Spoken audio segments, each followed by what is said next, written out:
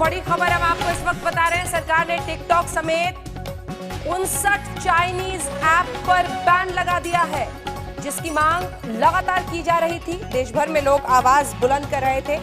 चीन के ऐप्स पर जिनका इस्तेमाल भारी तादाद में हिंदुस्तान में होता है, उनमें से सरकार ने टिकटॉक समेत 59 चाइनीज ऐप पर बैन लगाया है। चीन के साथ जो खूनी झड़प 15 जून की रात को गलवान घाटी में हुई है, उसके बाद से ही देश का मूड कुछ ऐसा है जिसमें लोगों को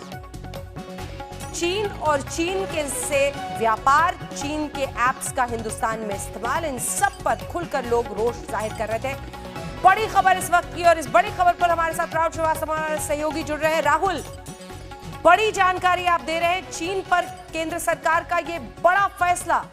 जिसमें वो टिकटॉक सहित 59 चाइनीज ऐप्स पर बैन लगा रहे हैं। राहुल जी अंजना, बिल्कुल सही। इंफॉर्मेशन टेक्नोलॉजी मिनिस्ट्री के वरिष्ठ सूत्रों ने हमें बस कंफर्म कर दिया है कि 59 ऐप हैं चाइनीज, जिसमें टिकटॉक है जो कि बहुत पॉपुलर था, शेयरिट है, एक कैम स्कैनर नाम का बहुत प्रचलित ऐप है, वो भी बैन हुआ है। इसके अलावा हर तरह के वीडियो कॉल के लिए MI video call Xiaomi company चलाती थी, हेलो नाम का एक ऐप था, यूकैम, सीएम ब्राउजर्स, ये सारे के सारे बैन हो गए हैं। सरकार की तरफ से जो मेरी सूत्रों से बात हुई है, उनका सबसे बड़ा कहना है कि बहुत सारे रिप्रेजेंटेशन मिले थे और कंप्यूटर इमरजेंसी रिस्पॉन्स टीम, जो भारत की इंटरनेट प्रोटोकॉल में डोमेन में जो सुरक्षा के लिए एजेंसी है सर्टेन, उसने कई बार ये जांच के पता लगाया कि बहुत सारा डेटा ये ऐप जो है भारत से चीन में अवैध रूप से ले जा रहे थे। जो यहाँ के यूजर्स का डेटा था वो लोगों की जानकारी के बिना शेयर किया जा रहा था, बाहर भेजा जा रहा था और कई जगह पे बेचा भी जा रहा था। इसको देखते हुए सरकार ने डिसाइड किया है कि 59 ऐप बैन किए जाएंगे। लेकिन एक बात कहनी पड़ेगी कि इसमें कहीं ना कहीं जो गलवान वैली में, लद्दाख में चीन जिस तरह की हरकतों पे है, उसका कहीं ना कहीं बहुत बड़ा श्रेय जाएगा इस सरकार की तरफ से कदम पे कि व्यापार में और तमाम चीजों में सरकार चीन के और चीन की एंटिटीज के खिलाफ सख्त कदम उठा रही है। बिल्कुल, और ये अपने आप में जिस तरह के ये ऐप्स हैं, लगातार सोशल मीडिया पर अलग अलग मोर्चों पर आवाज राहुल लोग बुलंद कर रहे थे। वो चाह रहे थे चीन के खिलाफ व्यापार को लेकर भी कदम सरकार उठाए, और ऐसे ऐप्स को लेकर भी लोगों का गुस्सा था। कहीं पर लगता है कि वही मैनिफेस्ट हुआ है इतने बड़े फैसले में, क्योंकि ऐसे वक्त पर, ऐसे नाजुक फैसले के वक्त अगर सरकार ये फैसला लेती है तो इसको जोड़ा जाएगा ही।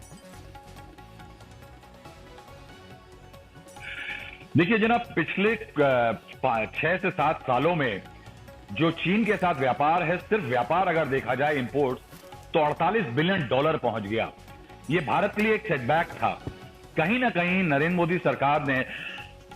कोविड-19 के चलते और चीन के जो व्यवहार रहा है बॉर्डर पे, उसको चलते एक मौका देखा है कि कहीं आत्मनिर्भर भारत को पुश करने का इससे अच्छा मौका नहीं मिलेगा। सरकार ने चीन को भी इशारा दिया है और सरकार की कोशिश यह है कि ये मौका ऐसा है जहां थोड़ी मुश्किलात आज होगी, लेकिन आगे चल के कहीं ना कहीं भारत में बनी हुई चीजें या भारत में बने हुए ऐप, भारत की इलेक्ट्रॉनिक कंपनियां, भारत का आईटी सेक्टर चीन के मुकाबले आगे बढ़ सकेगा और भारत में व्यापार और इन सब चीजों से जो फायदा हो रहा है,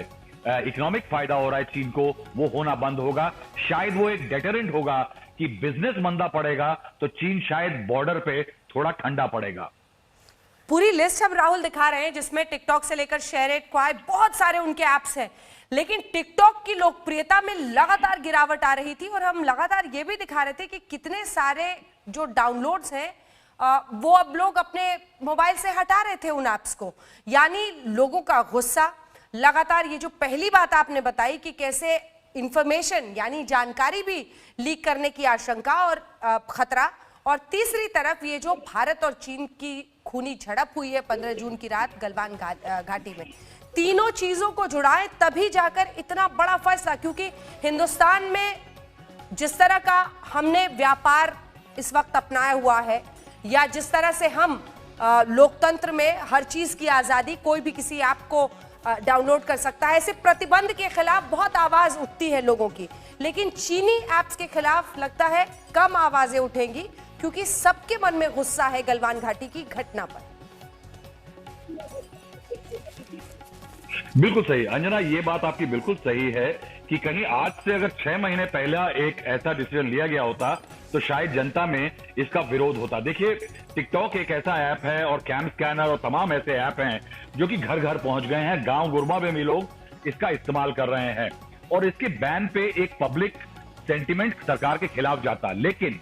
कोविड-19 के चलते चीन की जो प्रतिष्ठा पूरी दुनिया में खराब हुई और उसके बाद चीन को लेकर के जो चीन ने भारत के साथ जो धोखाधड़ी करी बॉर्डर पे, उसको लेकर के जनमानस में एक भाव जो उतरा है, उसके कारण कई लोग प्रत्यक्ष रूप से सामने आकर के चीनी सामान का बहिष्कार कर रहे हैं, चीनी ऐप्स का बहिष्कार कर रहे हैं। लेकिन कहीं ना कहीं बहुत सारे लोगों के मन में एक अजीब सी झुंझलाहट है चीन के खिलाफ कि चीन जिसके साथ हम तमाम रिश्ते बनाते थे, यहां तक कि वहां पे बना हुआ गणेश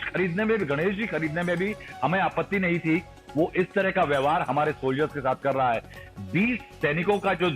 वीरगति जो पाई है बॉर्डर पे, उसको लेकर के एक दबा हुआ, बाहर ना दिखने वाला आक्रोश जो जनता में था,